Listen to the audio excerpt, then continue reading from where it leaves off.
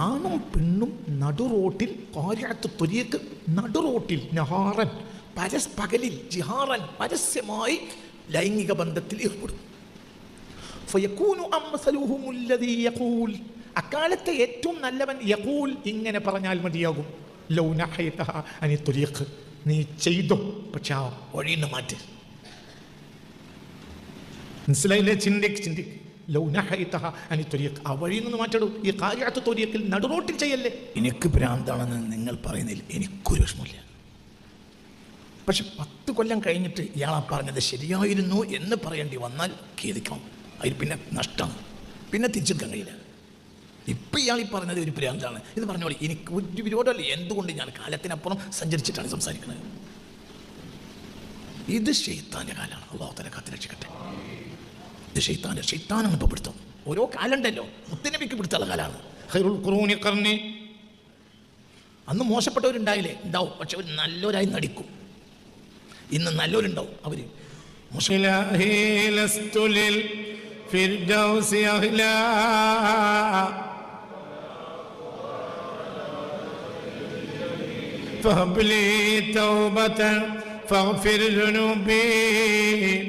فإنك غافر ذنب العظيم.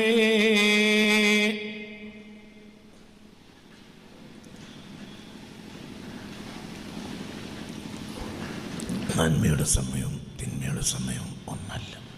നന്മയുടെ സമയം തിന്മയുടെ സമയം ഒന്നല്ലാത്തതുപോലെ നന്മയുടെ സ്ഥലവും തിന്മയുടെ സ്ഥലവും ഒന്നല്ലാത്തതുപോലെ നന്മയുടെ സമയവും തിന്മയുടെ സമയവും ഒന്നല്ല. ഇതിനാണ് തിരിച്ചറിവ് എന്ന് പറയുന്നത്. ഈ തിരിച്ചറിവ് മനുഷ്യർക്ക് നഷ്ടപ്പെടും. അതിനാണ് ദുഹാൻ എന്ന് പറയുന്നത്.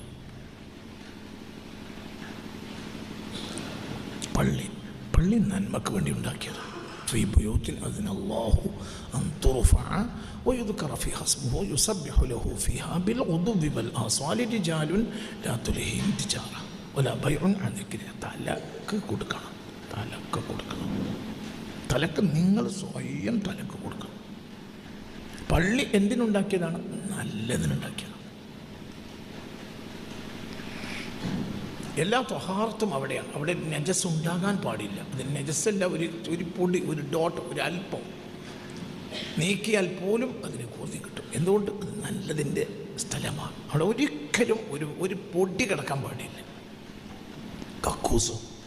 കക്കൂസ് എന്ന് പറഞ്ഞാൽ കക്കൂസ് പോലെ തെറ്റാണോ തിന്മയാണോ? തിന്മയല്ല, പക്ഷെ അത് നജസിൻ്റെ സ്ഥലമാണ്. അവിടെ നന്മ നിയത്തിൽ പോലും വരാൻ പാടില്ല. നന്മ എന്ന് പറഞ്ഞാൽ മുഅല്ലമായ ഒരു സംഗതിയും മനസ്സിൽ പോലും കൊണ്ടുവരാൻ പാടില്ല. അപ്പോൾ അള്ളാൻ്റെ ഇസ്മിനെ മനസ്സിൽ കൊണ്ടുവരാൻ പാടില്ലാത്ത സ്ഥലമാണ് എൻ്റെ കക്കൂസ്. ഇസ്മു മനസ്സിൽ വരാൻ പാടില്ല. മുത്തുനബിൻ്റെ പേര് മനസ്സിൽ വരാൻ പാടില്ല. ഒരല്പം നേരം അള്ളാൻ്റെ നാമവും അള്ളാഹുവിൻ്റെ ഹബീബിൻ്റെ നാമവും മുഅല്ലമായ നാമങ്ങളൊക്കെ ഒഴിവാക്കേണ്ടി വന്നത് കൊണ്ടാണ് അവിടുന്ന് ഇറങ്ങിയാൽ ഉടനെ ആദ്യത്തെ ചവിട്ടടി കീറുമ്പോഴത്തിന് ഗുഫ്രാനക്, മാപ്പാക്കണം എന്ന് പറയുന്നത്. എന്തുകൊണ്ട്?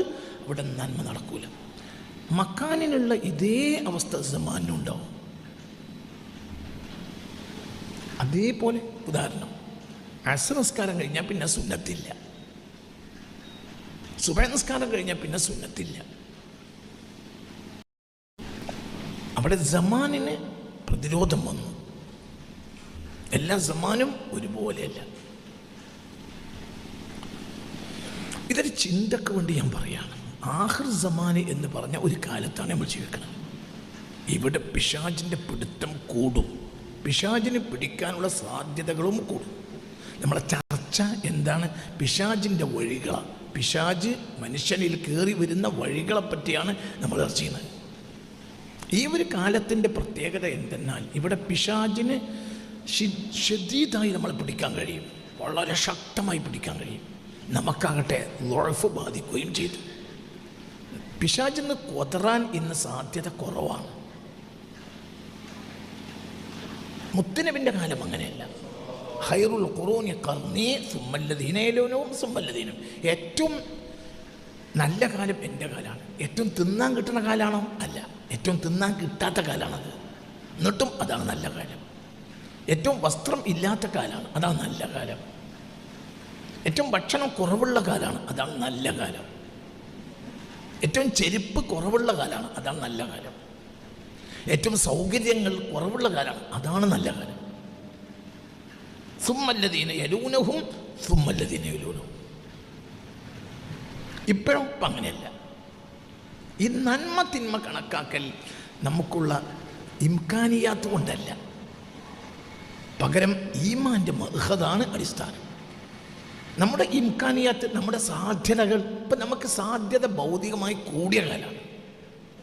ഏറ്റവും തിന്നാനുള്ള കാലം ഇന്നാണ്. ലോകത്തെ ഏറ്റവും തിന്നാനുള്ള കാലം എന്നാണ് 2026 ഫെബ്രുവരി 6 ശരി. ഇനി ഇന്നത്തെക്കാൾ തിന്നാനുള്ള കാലം എന്നാണ് 2026 ഫെബ്രുവരി 7. അതിനേക്കാൾ തിന്നാനുള്ള കാലം ഏതാണ്? തിന്നാനും സൗകര്യത്തിനും വിളയാടാനും പറ്റിയ കാലം ഏതാണ്? 2026 ഫെബ്രുവരി 8. അതിനേക്കാളും തിന്നാനുള്ള കാലം എന്നാണ് 9. അതിനേക്കാളും തിന്നാനും 2027 ജനുവരി 1. ഇംകാനിയാത്തുകൾ കൂടും. ഇങ്ങോട്ട് വരും. ജസദിനെ സുഖിപ്പിക്കുന്ന സൗകര്യങ്ങൾ കൂടും, എന്നാൽ റൂഹ് മരിച്ചു. റൂഹ് ഇങ്ങനെ മരിക്കും. റൂഹ് മരിക്കുമ്പോൾ ആ സമാൻ മോശപ്പെട്ട സമാനായിരിക്കും. ഖൈറുൽ ഖുറൂനി ഖർനി, കാലങ്ങളിൽ നല്ലത് എൻ്റെ കാലം. അപ്പോൾ കാലങ്ങളിലുമുണ്ട് എന്തും. പറ കുട്ടി, ഇല്ലേ കാലമെല്ലാം ഒരുപോലെ എന്ന് നബിക്ക് പറഞ്ഞാൽ പോരെ? ഇതിനൊരു ആശയം കിട്ടുന്നില്ലേ? നല്ല കാലവുമുണ്ട്, ചീത്തകാലവുമുണ്ട്. മനസ്സിലാവണില്ലേ? ഇതൊക്കെ അക്കല് അല്പം അവിടെ ചെലവാക്കിയാൽ മതി. ഖൈറുൽ ഖുറൂനി ഖർനി, കാലമെല്ലാം ഒരുപോലെയാണ്, നിങ്ങളൊക്കെ നന്നായാൽ മതി എന്ന് പറയാൻ, അങ്ങനെയാണ് നബി ഉദ്ദേശിക്കുന്ന ആശയമെങ്കിൽ ഈ വാക്ക് നബി പറയാൻ പാടില്ല. ഖൈറുൽ ഖുറൂനി ഖർനി, കാലങ്ങളിൽ നല്ല കാലം എൻ്റെ കാലം. മനസ്സിലായില്ലേ? ചിന്തിക്ക്. അപ്പം ഒരു ആശയം കിട്ടി. നല്ല കാലവുമുണ്ട്, കെട്ട കാലവുമുണ്ട്.